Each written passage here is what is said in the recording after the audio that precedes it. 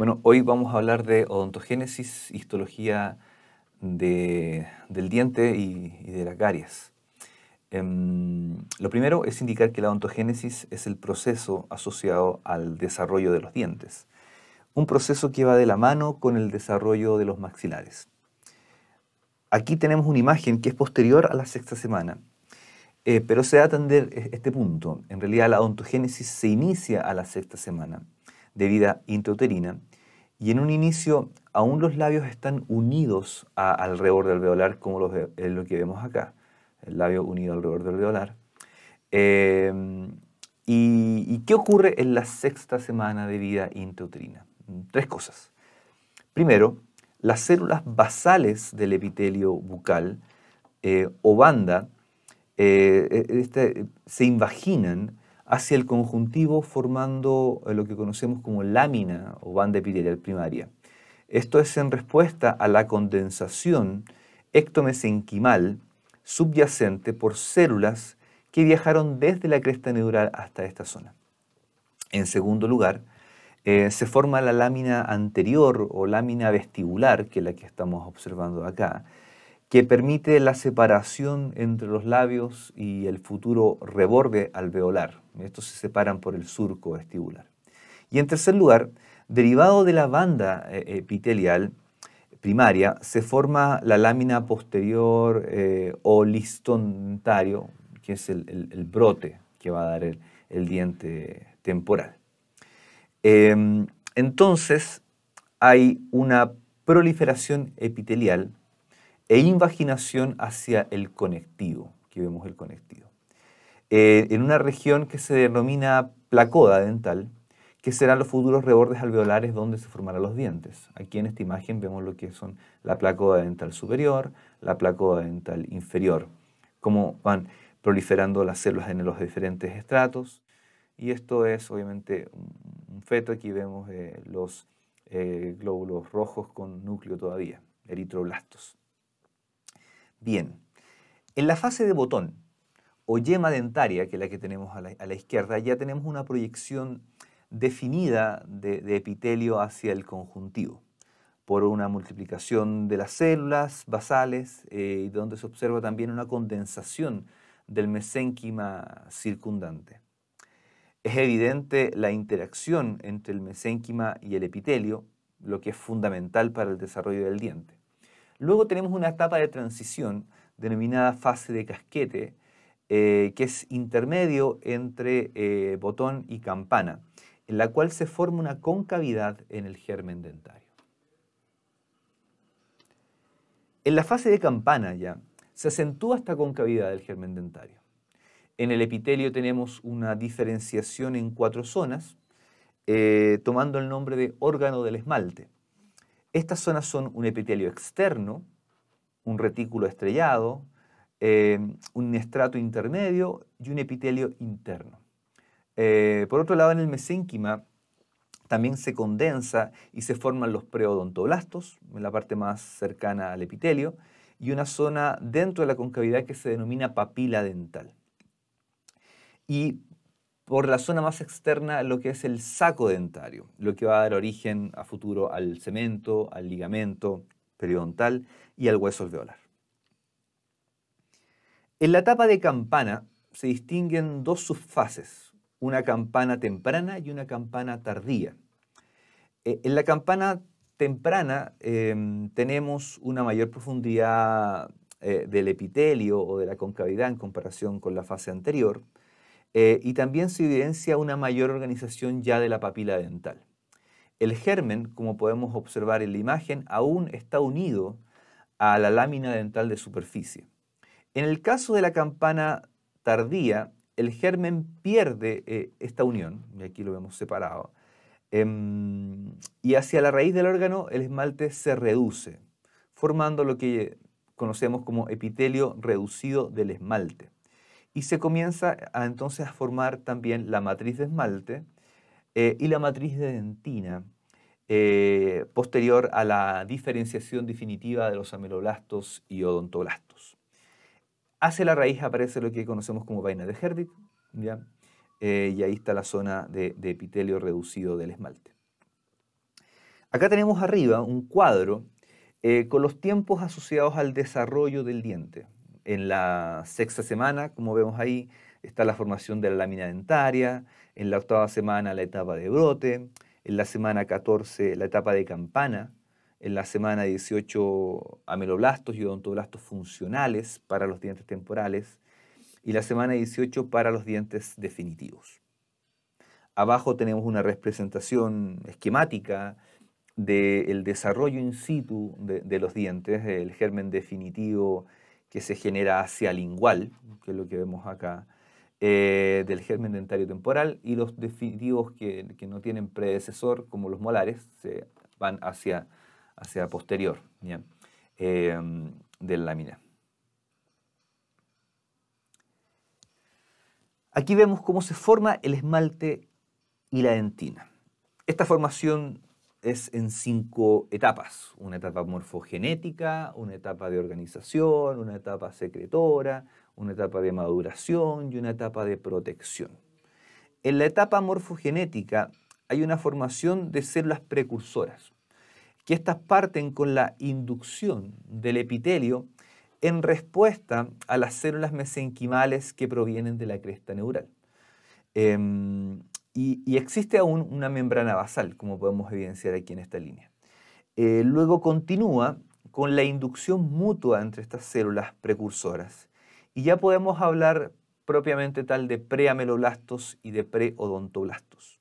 Aún no hay secreción de matriz y mantenemos todavía la membrana basal. La segunda fase es la fase de organización. Parte por la inducción desde el epitelio a los odontoblastos para diferenciarse a odontoblastos juveniles y continúa con la secreción de la matriz de predentina.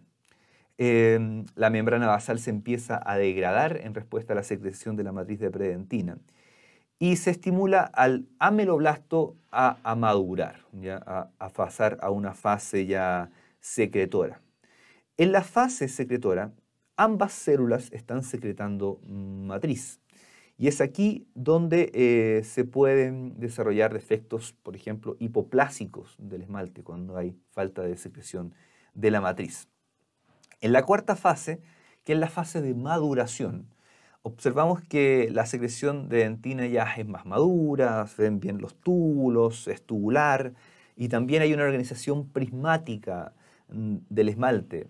Las células están en una fase madura de secreción, y también en esta etapa se producen los defectos de esmalte hipomaduro, la hipomaduración. En la fase final, que es la fase de protección o calcificación, ocurre entonces la calcificación definitiva de los tejidos duros del diente, de la matriz de dentina y de la matriz de esmalte.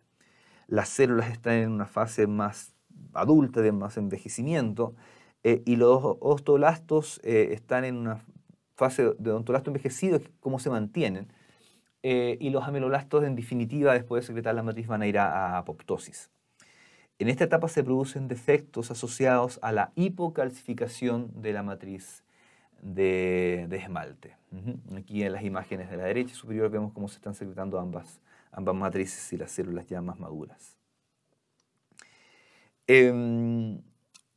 Es bueno mencionar que un 20% de la vida del ameloblasto tiene un contacto de la membrana basal así más liso, y el resto se produce con esta forma más de ribete, prácticamente el 80%, cuando está secretando la matriz. La matriz se produce en un pH cercano al pH neutro, el cual permite la llegada de los iones de calcio y después previamente con un pH más bajo de aproximadamente 5,5 se produce ya una matriz que es una fase de maduración. Entonces es necesario un pH neutro para la llegada de los iones de calcio al esmalte y se produzca la calcificación. Tenemos aquí los tejidos duros del diente, el esmalte, la dentina, el cemento, la cámara pulpar adentro, que es tejido blando ya. Uno de los tejidos duros del diente entonces es el esmalte, y el cual tiene en su forma final de maduración solamente 1% de agua, el 95% de contenido mineralizado y un 4% de contenido orgánico de proteínas. La mayor cantidad de materia orgánica a estudiar en el esmalte se encuentra en la unión amelo-dentinaria. El esmalte tiene una organización, como podemos ver en esta imagen de microscopía electrónica, que es prismática, con una orientación vertical, donde es posible identificar una cabeza, ¿ya? Y colas de los primas de esmalte. Aquí en otra imagen también podemos identificar lo que es la cabeza de los primas del esmalte y la cola, y cómo se van imbricando cada uno de ellos. Además, entre los primas de esmalte es posible localizar una sustancia interprismática que sirve como de cemento entre estos prismas, ya que tiene también un mayor contenido orgánico en comparación con los prismas. Esta sustancia entonces interprismática, además de tener mayor cantidad de materia orgánica, posee una organización, o perdón, una orientación divergente en relación a los prismas del esmalte, que es lo que nosotros podemos ver acá, los prismas en esa orientación vertical y en esa orientación oblicua, la organización de la sustancia interprismática. En la superficie podemos localizar lo que es denominado un esmalte aprismático, porque ya no tiene esa misma organización. Y pierde esa estructura base de prismas. Es la parte más superficial del esmalte. Estas imágenes de microscopía electrónica las tomamos en Brasil. Aquí tenemos con mayor acercamiento la unión amelo-dentinaria. Ya aquí, bueno, se ve un espacio que era lo que ocupaba la materia orgánica. Por el procesamiento se ve este espacio, se ve aumentado, pero es importante recordar que esta es la zona con mayor materia orgánica del esmalte. Entonces, es una zona más afectada por fenómenos como, por ejemplo, la radiación ionizante en pacientes con cáncer, predisponiendo a la caries asociada a radiación. En este diagrama vemos que la orientación de los primas del esmalte también tienden a ser horizontales hacia la unión amelocementaria. Y se van inclinando con una tendencia a la verticalización hacia los bordes incisales y cúspides de los molares. La unión entre los grupos incrementales de prismas se reflejan en lo que nosotros conocemos como estrías de Retzius, lo que se puede ver con una transiluminación en unos cortes. Esta imagen es una imagen de luz polarizada, y podemos ver que hay otras líneas también oscuras, con otras líneas claras alternadas. No en la dirección como la estría de Retzius, sino que en una orientación un poquito más oblicua. Estas son llamadas bandas de Hunter-Schreger, las cuales se asocian con los cambios de orientación en los primos adamantinos que se deriva de la posición de la matriz. En esta imagen también es posible observar aquí donde está la flecha una laminilla de esmalte que es una zona hipomineralizada en la formación del esmalte y que va desde la unión amelo-dentinaria hasta la superficie. La unión amelocementaria, recordando que es una zona más orgánica, menos mineralizada. Tiene una forma ondeada, ¿ya? Con una concavidad que mira hacia el esmalte y con una zona convexa que va hacia la dentina. En esta zona podemos observar el inicio de laminillas, como aquí se ve en la cabeza, y aquí otro inicio de otra laminilla, ¿ya? De esmalte, además de los penachos de esmalte, ya enamel tufts, que son áreas también hipocalcificadas que llegan solamente hasta el tercio del esmalte. A su vez podemos observar usos adamantinos, que serían zonas menores, que corresponden a líneas asociadas a proyección de las prolongaciones odontoblásticas dentro del esmalte, ¿ya? Pasando de la dentina hacia el esmalte. Esta imagen vemos como entonces algunas proyecciones odontoblásticas, donde estamos indicando aquí con la flecha, entran en el esmalte y sobrepasan la unión amelodentinaria, tomando el nombre de usos. Respecto ahora a la histología de la dentina. Existen diferentes tipos de dentina.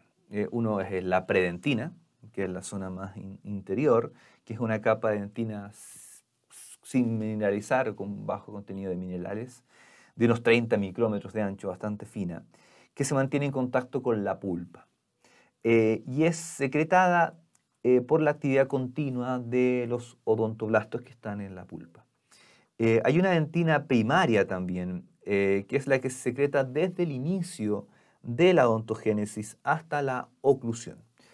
A su vez tenemos una dentina secundaria, que está más cerca que está rodeando, digamos, toda la dentina. Esta dentina secundaria es secretada también en forma fisiológica, al igual que la dentina primaria, y es en respuesta, digamos, esta dentina secundaria es de forma lenta, secretada de forma lenta, y es posterior a la oclusión. Ahora, la dentina de respuesta es la dentina terciaria, ¿ya? Que aquí estamos observando debajo de una lesión, una zona más oscura en esa imagen. Esta dentina terciaria entonces se secreta en forma aguda, en forma patológica, respondiendo entonces a una lesión de caries o un trauma. Y finalmente tenemos la dentina del manto, ¿ya? Que está por fuera. ¿Ya? Y esa dentina del manto corresponde a la primera dentina que se forma, entonces está más cerca de la zona diamantina. En esta imagen de la derecha observamos la separación entre la dentina primaria y la dentina secundaria, entonces no están separados, digamos, la diferencia entre la primaria y la secundaria, que es donde los túbulos dentinarios empiezan a cambiar de dirección. Acá vemos imágenes teñidas con tetracrómicos de DOF, y aquí muestran una predentina teñida de azul por su gran contenido, digamos, orgánico, diferente a la dentina primaria, que tiene una composición mayor de minerales. Respecto a la diferenciación de los odontoblastos, que es lo que vemos acá arriba, vemos que hay células ectomesenquimales indiferenciadas bajo el epitelio odontogénico, las cuales comienzan a dividirse y posteriormente comienzan el camino de la diferenciación a un preodontoblasto y después a un odontoblasto. Por otro lado, siempre queda una de las células hijas de la mitosis inicial como reserva indiferenciada en la camada subodontoblastica, diferenciándose cuando sea necesario. Aquí en la imagen superior observamos la predentina, esta capa muy fina, ¿ya? La cual puede ser lineal o en algunos casos es globular, aunque la parte más globular es más común en la zona que está en el límite con la dentina más secundaria. Y esta dentina globular es producida por odontoblastos más envejecidos en realidad, ¿ya? Entonces depende como a pequeños defectos de mineralización irregular que se rodean por dentina interglobular que es menos mineralizada. Esta dentina entonces aquí se observa a través de microscopía electrónica cómo es de irregular en comparación con las otras dentinas, y aquí vemos cómo el odontoblasto ha ido envejeciendo y no produce una matriz tan rica como cuando está más joven. Los procesos odontoblásticos van dentro de los túbulos dentinarios, pudiendo diferenciarse en los diferentes tipos de dentinas según su relación con los túbulos, y hablamos de una dentina peritubular, que es la periférica a las prolongaciones odontoblásticas, y una dentina intertubular, que corresponde a aquella que está entre los túbulos dentinarios. La dentina peritubular es más mineralizada que la dentina intertubular, y la dentina peritubular también es más dura. Y la esclerosis dentinaria a expensas es generalmente del cierre de estas áreas peritubulares, y que al final provoca la retracción de los prolongaciones odontolásticas. Aquí las vemos bastante bonitas. Bien. Es importante también mencionar que la densidad de los túbulos dentinarios, por una cosa también de ángulo, el diente que va creciendo como forma piramidal invertida, la densidad de los túbulos dentinarios es mayor a nivel de la dentina circunpulpar, y esta densidad es más, va disminuyendo hacia la unión amelodentinaria. Los túbulos son más anchos y hay mayor cantidad de túbulos en la dentina circunpulpar, y hacia la superficie vamos a ver que los túbulos son más delgados, más finos, y están en menor densidad. La dentina también tiene líneas incrementales y debido a su crecimiento aposicional vemos estas líneas incrementales. Estas son las líneas incrementales de von Ebner, ¿ya? Y son las más marcadas que estamos observando en esto. Ahora, hay otras líneas que se llaman líneas también de Owen, que son estas que son mucho más negritas, que tienden a generar otros signos de crecimiento aposicional de la dentina. Entonces, las más regulares se denominan líneas de von Ebner y las más marcadas y separadas son las líneas de Owen. En la zona adyacente también al cemento es posible aquí identificar lo que nosotros conocemos como capa granular de Thomes, que es un resultado de la curva de los odontoblastos en esta zona, donde la formación de la dentina, y se ve esta área más granular. ¿Bien? Bueno, continuando, también podemos observar aquí que los túbulos dentinarios van desde la formación de la pulpa y llegan hasta la unión amelodentinaria. Algunas proyecciones pasan por la unión amelodentinaria, como lo vimos previamente.